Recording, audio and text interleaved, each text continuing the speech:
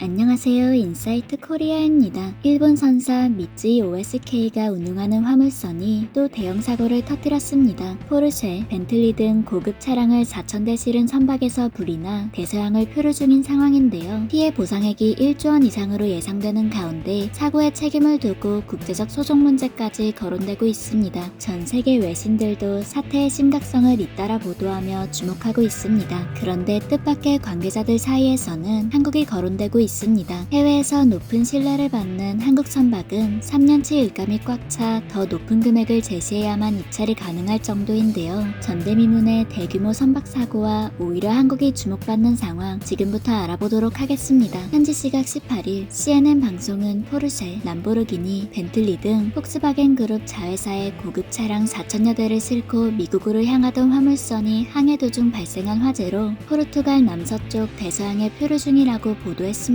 CNN은 사고가 난 선박이 사고 당시 독일의 엠덴에서 미국 로드아일랜드주로 향하던 중이라고 전했는데요. 이 선박은 파나마 선적으로 일본 선사인 미쓰이 OSK 라인이 운영 중인 것으로 확인됐습니다. 포르투갈 해군에 따르면 사고는 지난 16일 포르투갈령 해상에서 발생했으며 순식간에 불길이 치솟아 포르투갈 정부가 확인 후 인명구조 및 화재 진화에 나섰다고 합니다. 다행히 22명의 승조원들은 모두 긴급 대피했고 다친 사람도 없었습니다. 해군 측은 사고로 인한 해양 오염은 아직 파악할 수 없다고 덧붙였습니다. 하지만 천문학적 액수의 금전적 피해와 별개로 원상 복구할 수 없는 막대한 해양 오염은 불가피합니다. 포르투갈 해군은 배에 불이 꺼지지 않아 순찰선이 배 주위에 머물면서 상황을 지켜보고 있으며 정확한 화재 원인은 아직 보고되지 않았다고 밝혔습니다. 사고 원인 관련해서는 전기차에 장착한 리튬이온 배터리로 인해 불이 시작된 것 아니냐는 의문도 제기됐습니다. 하지만 이러한 대형 선박에서 화재 사건이 발생하는 것은 매우 드문 일이기 때문에 책임 공방이 거세질 것으로 보입니다. 시동 안 걸린 차가 배터리 문제로 불을 내는 게 가능하다는 의견들도 나오고 있습니다.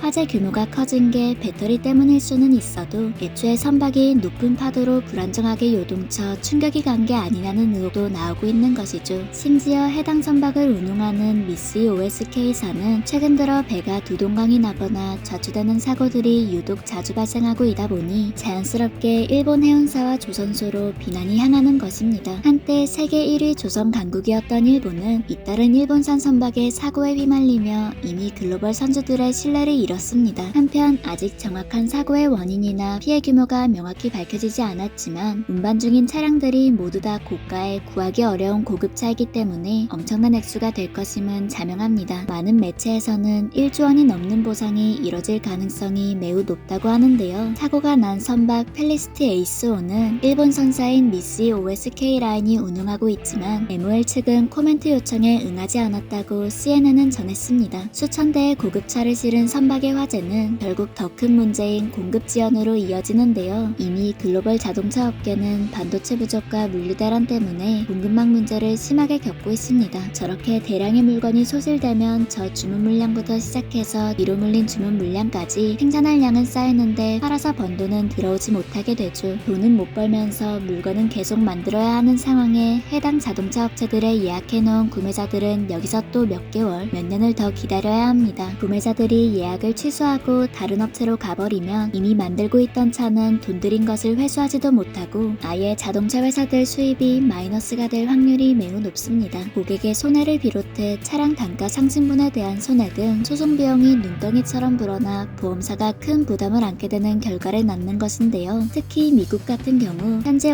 54주가량의 늘어난 공급기간 때문에 자동차 대란을 겪고 있는 상황입니다. 그런데 미국으로 향하던 폭스바겐 차량들이 불탔으니 이로 인해 재고 수준과 일정을 못 지키게 돼 폭스바겐사가 추가적으로 일본의 미쓰이를 상대로 공급 지연에 관한 소송을 진행할 가능성도 커졌습니다. 이번 사건은 일본 조선업에 또 한 번 더 치명타를 날릴 것 같습니다. 사고가 한두 번도 아니고 보험사 피해가 어마어마한데 아예 일본 선박은 보험 가입 자체를 거절해도 무방하다는 말까지 나오고 있습니다. 일각에서는 이런 상황이 너무 반복되다 보니 일본 선박 수주가 아예 전멸하는 게 아니냐며 우려를 표하고 있습니다. 얼마 전 현대글로비스가 폭스바겐 그룹 해상 운송에 대한 장기 계약을 따낸 것도 아마 이러한 이유도 있지 않나 싶은데요. 이번 계약은 유럽에서 중국으로 향하는 폭스바겐 그룹 내 모든 승용차 브랜드의 물량을 단독 해상 운송하는 5,200억 원 규모의 장기 해상 운송 계약으로 수입으로 현대, 기아차를 제외한 글로벌 완성차 메이커로부터 따낸 사상 최대 규모입니다. 이 밖에도 한국이 지난해 연속 세계 선박 수주 1위를 차지하며 전반적인 조선업계 활황이 가속화될 전망으로 보입니다. 영국 조선해운 조사업체 클락슨 리서치에 따르면 한국 조선업계는 작년 연말 전 세계 선박 발주량 132만 CGT 중 77만 CGT를 수주해 46만 CGT에 그친 중국을 제쳤습니다. 값싼 컨테이너선으로 승부하는 중국을 양과 질 측면에서 압도한 셈입니다. 국가별 수주 점유율은 한국이 58%, 중국이 35%, 일본 9%입니다. 한국의 조선업이 강세를 보이는 것은 수에즈 운하에서 좌초된 일본 선박 사건과 관련이 깊습니다. 2018년 일본 이마바리 조선이 대만 선사에 인도한 에버 기브노는 수에즈 운하를 통과할 때 강풍에 휘청거리다가 운하 제방과 충돌한 것으로 알려졌습니다. 이번 일로 일본 선박 품질에 대한 신뢰가 급격히 낮아졌다고 보고 있죠. 원래도 잦은 결함으로 유명한 중국 선박에 이어 일본에서 건조한 선박까지 신뢰도가 추락하면서 우리나라 조선업이 유일한 대안으로 떠오르고 있습니다. 더욱 놀라운 것은 비싼 수주권일수록 한국만 찾는 경향이 두드러진다는 것입니다. 한국은 특히 한척당 가격이 높은 고부가 가치 선박에서 저력을 발휘하고 있는데요. 클락슨에 따르면 현재 LNG선은 한척당 가격이 새로 제작하는 선박 기준 1억 8,600만 달러로 4,850만 달러에 달하는 중국의 주력 선종인 일반 유조선보다 4배 가까이 비쌉니다. 그럼에도 압도적인 수주량으로 몇 년치 일감이 꽉 찬 한국 선박은 이제 웃돈을 주고서라도 예약하기 위해 해외 기업들이 움직이고 있는 것이죠. 한때 한국과 경쟁하던 중국과 일본은 더 이상 적수가 아닙니다. 잇따른 건조 지연과 좌초 사고 등으로 기술력과 품질 논란을 자초하며 국제 무대에서의 경쟁력을 스스로 잃어가고 있는데요. 지난해 3년 연속 세계 수주 1위에 이어 한국조선의 발걸음에 힘이 실리는 이유가 바로 여기에 있습니다. 이처럼 앞으로도 한국의 조선업계 호황이 더욱더 활성화되기를 바라며 지금까지 인사이트 코리아였습니다. 감사합니다.